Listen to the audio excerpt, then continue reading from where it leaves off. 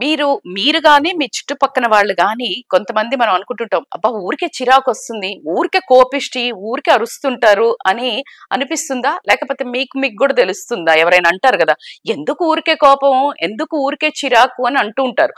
So ఇక్కడ దీ పదం అనేది బయటకి సిచ్యుయేషన్ గాని పరిస్థితిని గాని మనమున్న ఆ ఒక పరిసరాలను గాని ఎంత ఇబ్బందికరంగా మనకి చెడగొడుతుందో, వేరే వాళ్ళు ఉంటే మన మూడు ఖరాబ్ అవుతుంది, మనం ఉంటే వేరే వాళ్ళ మూడు ఖరాబ్ అవుతుంది.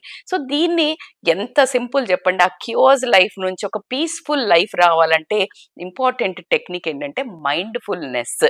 ఎప్పుడైతే మనము అబ్జర్వ్ చేయడం మొదలు పెడతామో, మైండ్ఫుల్నెస్ ప్రాక్టీస్ చేస్తామో, నేను ఏం మాట్లాడుతున్నాను, ఏం వింటున్నాను, ఎలా రియాక్ట్ అవుతున్నాను, దీన్ని నాన్ రియాక్టివ్ అబ్జర్వేషన్ అంటారు, NRO. ఎప్పుడైతే మనము ఎదుటి మనిషి చర్యను గాని మన చర్యను గాని మనం చేసే ఒక రియాక్షన్ గాని అబ్జర్వ్ చేస్తూ ఉంటే, అబ్జర్వేషన్ చాలా డిఫరెన్స్ వస్తుంది.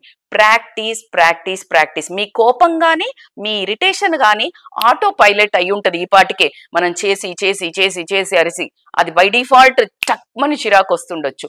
మీరు ఎప్పుడైతే మైండ్ఫుల్నెస్ తోటి అబ్జర్వ్ చేస్తారో ఆ ఆటో పైలట్ మోడ్ కనుక స్లోగా తగ్గడం జరుగుతుంది.